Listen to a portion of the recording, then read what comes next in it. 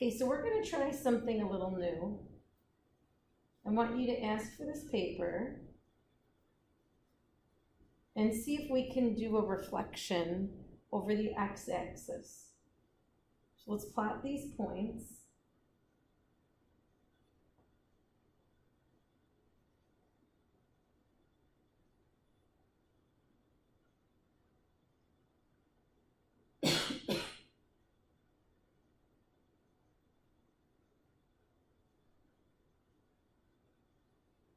We should be making a parallelogram.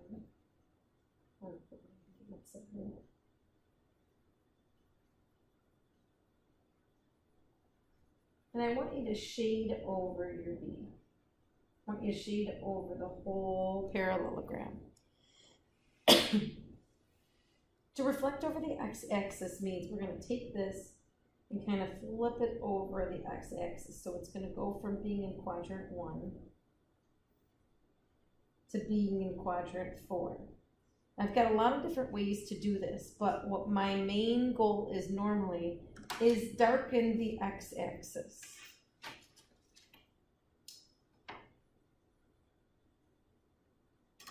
This is the x-axis, this is what you're flipping over. And I'm going to have you actually pick up your paper and fold along the x-axis. It's a little bit easier if you fold it like this, so then I can see I'm perfectly folding along the x-axis, and open it up. Pause if I'm going too fast and rewind so you can go step by step. The goal is that I'm going to actually fold my paper inward along that line. Since I already have the crease there, I can see I'm folding it inward. And I want you to scratch or use a pen to rub on the back, or use an eraser of a pencil. And I can see that my parallelogram is like right here. So I'm gonna rub over that. And what should happen when I open it up is you can kind of see the smudges of where that parallelogram is located. So let's try to make it a little darker. I'm gonna try using a pen.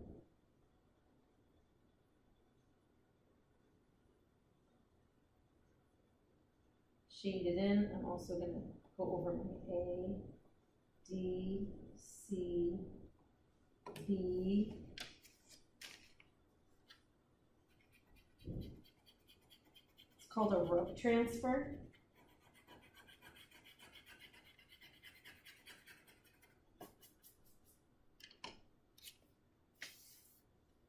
And you should be able to see it kind of right over there. This B, since it's one space up from the x-axis, should be located one space down. We're going to call it B prime, like a new B. A is located 2 steps away from the, or 2 units away from the x-axis, so we're going to go 2 units down. That's where new A prime belongs. C is 1 space down, so we go another space away in the opposite direction, and that's where new C is. New D is 2 spaces down, kind of through the triangle. There's new D, and I can even see that there was a D there. This is where my new parallelogram lands. And I could tell that when I was doing the rub transfer. You can always reflect using any line. You can always reflect using this rub transfer idea. We always need to usually restate what those new points are. So my new point here is 3, -2. My new point here is 4, -1. And if you can tell, it's kind of looks like a pattern. All the numbers are staying the same, except for my y-axis is getting, or my y value is getting negated. 7, 1, 7, -1. 6 up 2 to D, 6 down 2 to D prime. So when you reflect over the x-axis, it affects and it changes the sign of all the y values. If it started a parallelogram, what is it after it's reflected? It's still a parallelogram, but this question is mainly asking, after every reflection, we call the new one an image of it. Just like looking in the mirror and seeing your image. Now in class yesterday, we were trying to figure out what makes it a parallelogram. So if I think that this is a parallelogram, there's a couple ways to figure out and prove that it's a parallelogram. Remember, you need to have some math there. So I could do slopes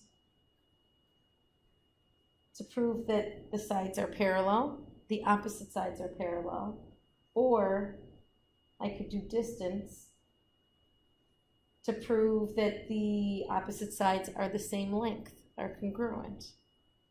So I think the easiest way is to prove using slopes.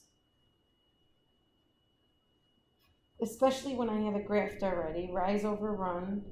If I look at all of these, A to B, or A to B, or B to A, I'm going to use the original one and go back to the original one and prove that the original one is a parallelogram. Because a reflection of it shouldn't change anything of it. It should be congruent all the sides, the same that match up here. All the angles are going to be the same. There's nothing different except we physically picked it up and flipped it over and put it in the fourth quadrant. So the slope of AB looks like it's going down 1 over 1. The slope of BC looks like it's flat. That's rising nothing, running 3. But when we do that in a calculator, we just get 0. CD slope looks like I'm going D to C, down 1 over 1. And D to A again is another flat slope, so that worked out to 0. So these two match, their slopes, and these two match. It means that these two are parallel and that these two are parallel.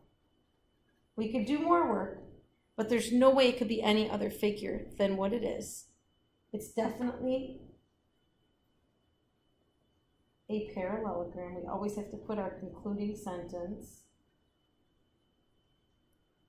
because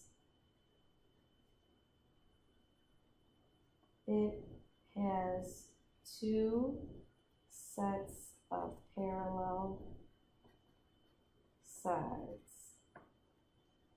If you're doing slope, you should be talking about parallelism. If you're doing distance, you should be saying it has 2 sets of congruent sides. So your sentence has to match your work. I think this is the easiest way to do it. So that's why I picked this one.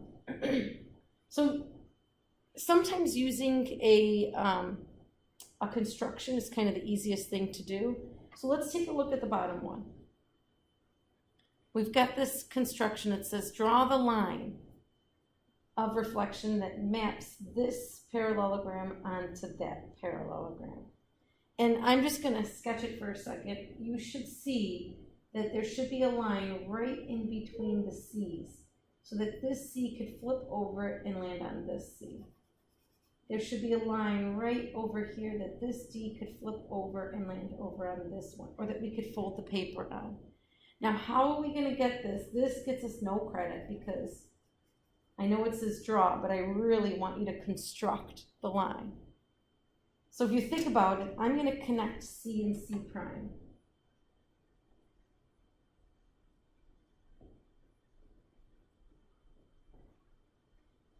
What do you notice about the line that I drew that was kind of a sketch and this line connecting C and C prime? They sure look perpendicular, and they sure look like they're going right down the middle, that this side should be equal to that side. How do I show that? I need a compass.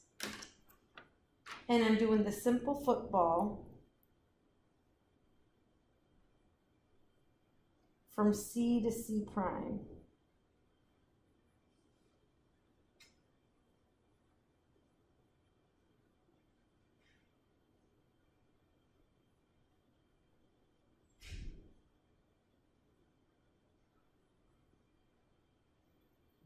red line at all.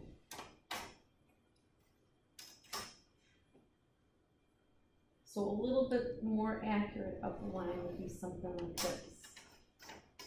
And it would be perpendicular and cutting the distance between C and here, the line of reflection, and C prime and here into two equal pieces. I could have done this with D and D prime. I could have done this with any of them. If you connect a point with its image, the perpendicular bisector should be the line of reflection between it.